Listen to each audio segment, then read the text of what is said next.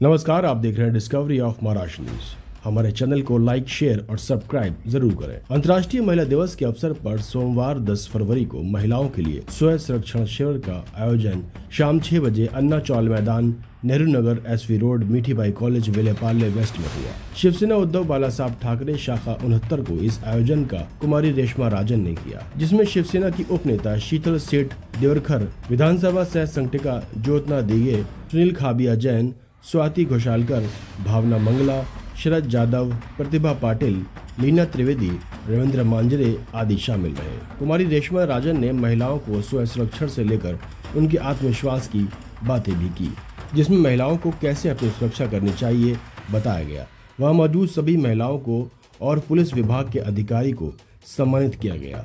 महिलाओं को किस प्रकार अपनी स्वयं रक्षा करनी चाहिए, क्या क्या पुलिस विभाग से मदद लेनी चाहिए, इन सभी चीजों को महिलाओं के सामने बताया गया, जिसमें रेशमा राजन की अहम भूमिका रही। उन्होंने आए सभी मेहमानों को दिल से स्वागत किया और सम्मानित किया। डिस्कवरी ऑफ महाराष्ट्र के संवाददाता सिराज शेख ने वहां मौजूद सभी लोगों से जागरूकता की खास बातचीत की। आइए सुनते हैं।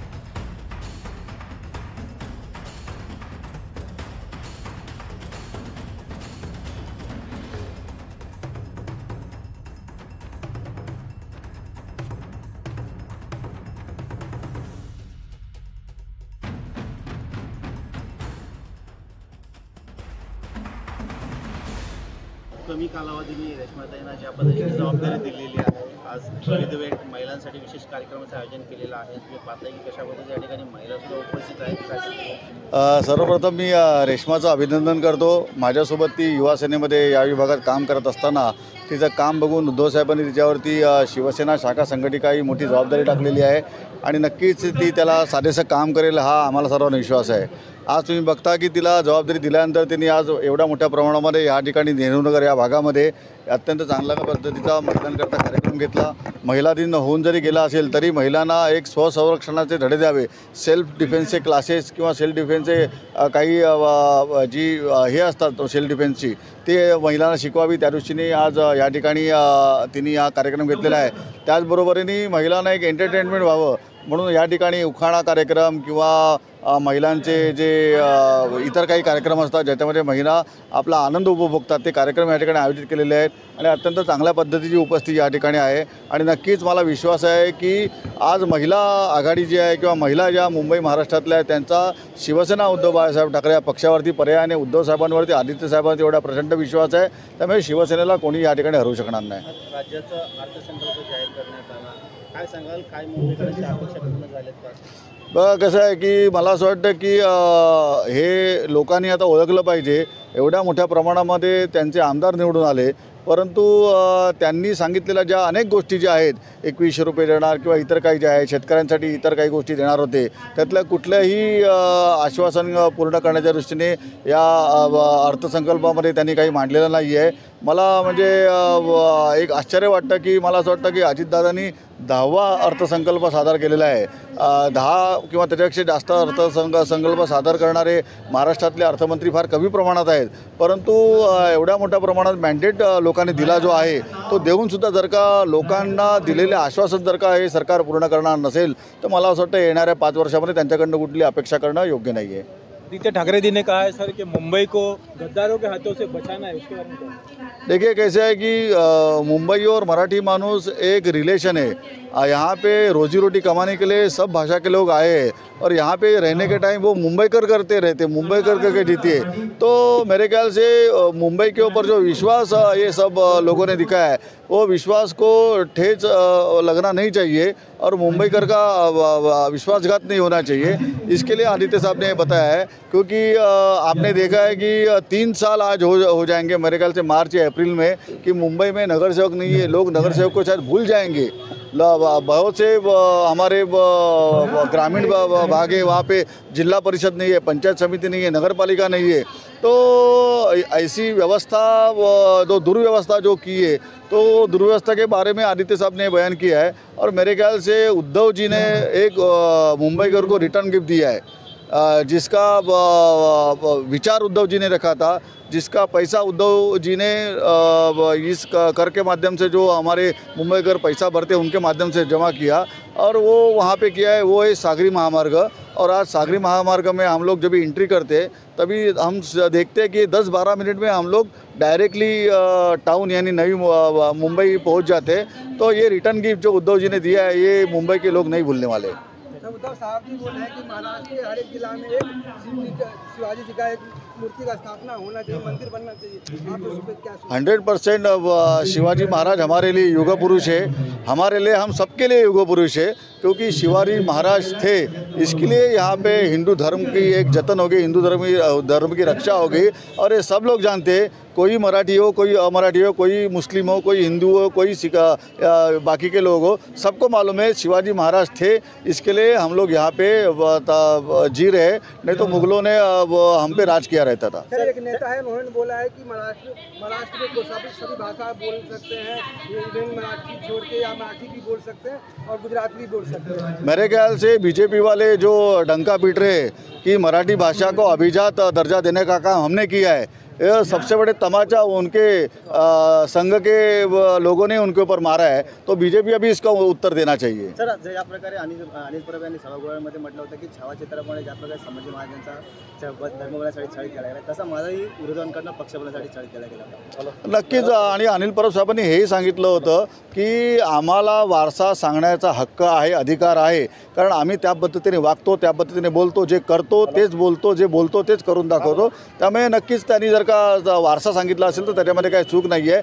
आणि आनंदवित परब साहेबांचा देखील झाला असताना सुद्धा फक्त आणि फक्त निष्ठा या एकमेव गोष्टींवरतीच ते उद्धव साहेबांबरोबर राहिलेले आहेत।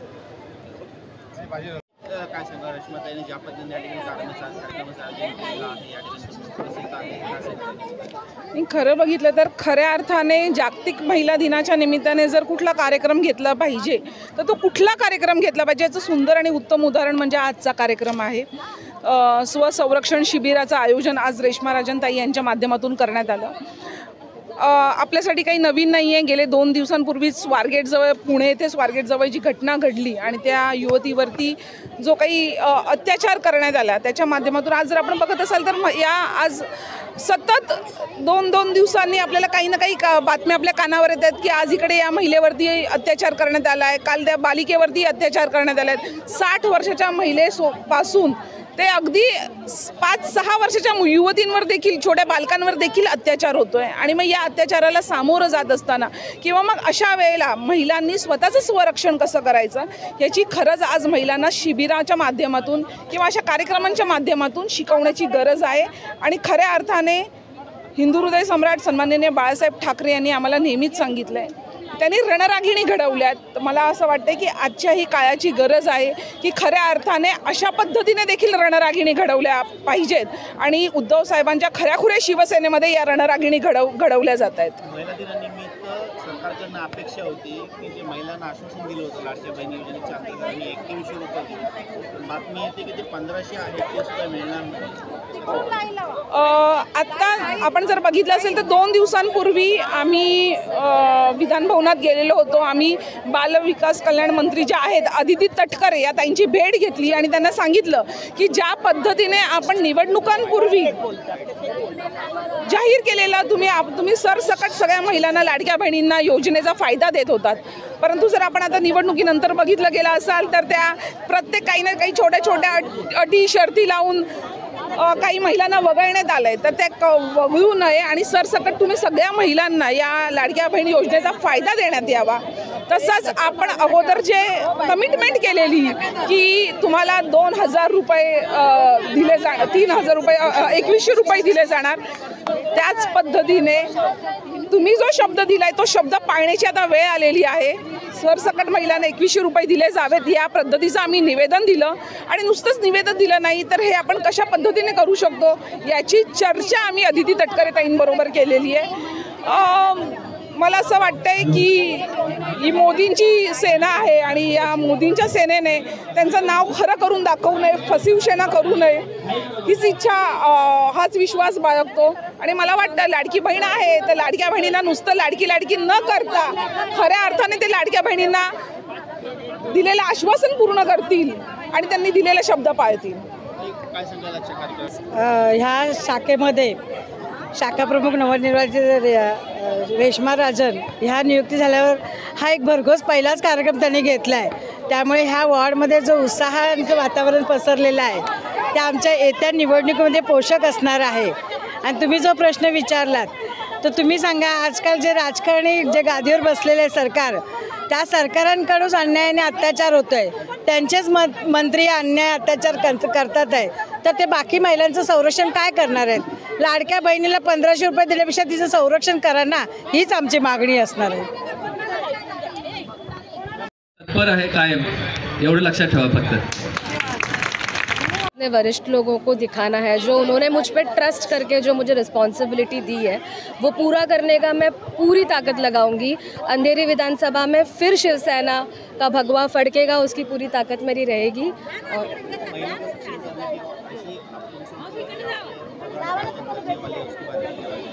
और सर, अभी जैसे ये एरिया में आपको पता है प्रोस्टिट्यूशन का बहुत बड़ा एक मुद्दा है, बहुत बड़ा इशू है वो. मेरा सेकंड जो स्टेप रहेगा वो उसके अगेंस्ट ही रहने वाला है, क्योंकि बहुत सारी औरतों को तकलीफ़ होती है इन चीज़ों के वजह से. कितनी लड़कियां इस ट्रैप में फंसी हुई रहती है, ह्यूमन ट्रैफिकिंग रहा. आई एम श्योर मुझे पुलिस से पूरी सपोर्ट मिलेगी, जैसे हर बार मिलती आई है. और इसके बाद जैसे आज मैंने सेल्फ डिफेंस का प्रोग्राम लिया, तो बहुत ज़रूरी है लड़कियों को अपने आप के लिए डिफेंस करना, अपने लिए लड़ना, वो बहुत ज़रूरी है. इसलिए मैंने वो प्रोग्राम वो हिसाब से लिया था. जिस तरह से जो महाराष्ट्र सरकार जो हर तरफ महिलाओं को जो आश्वासन दे रही है कि आपको 1500 रुपये मिलेगा, उसके बाद में इलेक्शन से उसके बाद में कहा था कि 2100 रुपये मिलेगा, लेकिन आज का जो अर्थसंकल्प जो बजट महाराष्ट्र के जो विधानसभा में दिया उसमें खाली महिलाओं को खाली आश्वासन दिया और ये योजना बंद होने वाली ऐसा कहा था. उस पर आपके क्या राय? सर, विधानसभा इलेक्शन के बाद कहाँ आया किसी के अकाउंट में कुछ भी? तो नहीं सर वो आएगा बिकॉज अभी उनको इलेक्शन लगानी है. तो ये 1500 रुपये के लिए लोग, स्पेशली वुमेन्स, अब अपने आप को नहीं ये करेगी. चलो जय. महिला दिवस के दिनानिमित्त विशेष जो कार्यक्रम ठेवलेला आहे, मोठ्या संख्येने या ठिकाणी महिला उपस्थित आहेत. जागतिक महिला दिनाचं औचित्य साधून शिवसेना शाखा क्रमांक 69च्या महिला शाखा संघटिका रेश्मा राजन यांनी आज या नेहरूनगर ह्या विभागामध्ये महिलांना सेल्फ डिफेन्स त्यांना कसं तयार करायचं महिलांना, तर त्यांच्यावरती एखादी वेळ आली त्या वेळेला सामोरं जाण्यासाठी जे प्रशिक्षण पाहिजे त्या प्रशिक्षणाचं या ठिकाणी त्यांनी कार्यक्रम घेतला. या विभागातील 1000 महिलांनी यामध्ये सहभाग घेतला आणि खरोखरच असं काम या विभागामध्ये होणं फार गरजेचं आहे. आणि रेश्मा राजेने त्याच्यामध्ये हा कार्यक्रम घेतल्यामुळे खरोखरच अंधेरी पश्चिम विधानसभेमध्ये एक कार्यक्रमाच्या माध्यमातून पक्ष संघटनेला एक संजीवनी निर्माण झालेली आहे. इथून लाईन चालू केलेली आहे, तिथून यायचं सगळ्यांनी. आणि मी खरोखरच अंधेरी पश्चिम विधानसभेच्या वतीने रेश्मा राजन आणि त्यांचे शाखा प्रमुख संजय साखळे या सर्वांना या ठिकाणी शुभेच्छा देतो आणि थांबतो. जय हिंद, जय महाराष्ट्र. मुंबई पोलिसांकडून महिला दिनाच्या शुभेच्छा आहेत. आज मुंबई पोलिसांनी महिलांना तात्काळ मदत पोचावी म्हणून आम्ही एक हेल्पलाईन चालू केलेली आहे 103. तसेच निर्भया आहे. या माध्यमातून आमचे जेवढ्या पण महिला आहेत त्यांना आम्ही मदत तात्काळ पोचवण्याचं या ठिकाणी मुंबई पोलीस काम करत आहेत. निर्भयाचे ज्या पद्धतीचे हेल्पलाईन नंबर सुरू झाला त्याच्यानंतर जो बदल आहे कशा पद्धतीने दिसून येतोय? महिलांनी पुढाकार घेतलेला आहे का? तक्रारी करतायत का? जेवढ्या पण महिला तक्रारी करत आहेत, आमची निर्भयाची जो गाडी आहे 24 तास पोलीस ठाण्यात फिरत असते. कधीही कुठल्याही महिलेला कधीही कुठली मदत लागली तर तात्काळ 7 मिनिटाच्यात आपण त्यांना मदत पोचवली जाते. व तमाम महाराष्ट्रातील सर्व महिलांना मुंबई पोलिसांकडून महिला दिनानिमित्त शुभेच्छा देतो. रेश्मा मॅडमने जो कार्यक्रमाचं आयोजन केलेलं आहे कसं पाहता या कार्यक्रमाकडे? चांगले कार्यक्रम.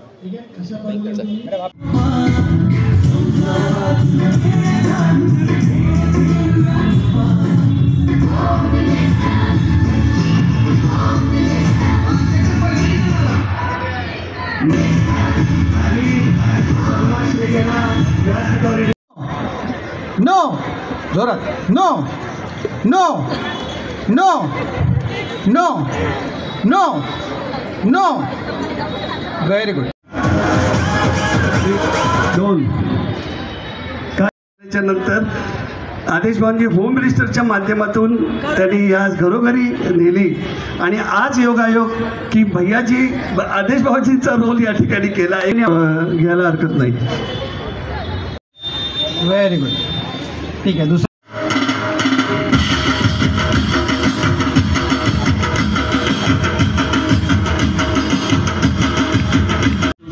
ताईंचा सत्कार देखील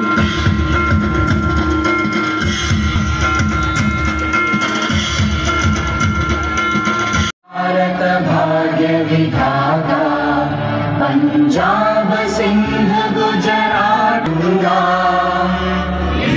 तव शुभ नामे जागे तव शुभ आशीष मागे गाहे तव जय गाथ जय हे भारत भाग्य विधाता जय जय हे भारत.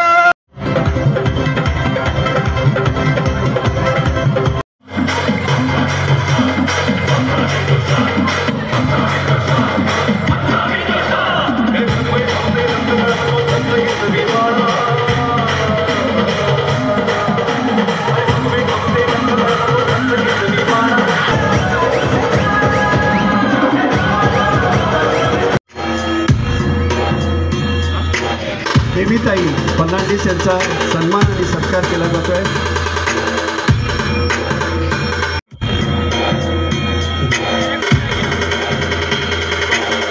बागलेताईंचं संदर्भ निर्माण व्हायला सुरुवात होते. कसं जाऊ की विधाताई पण बघा ना.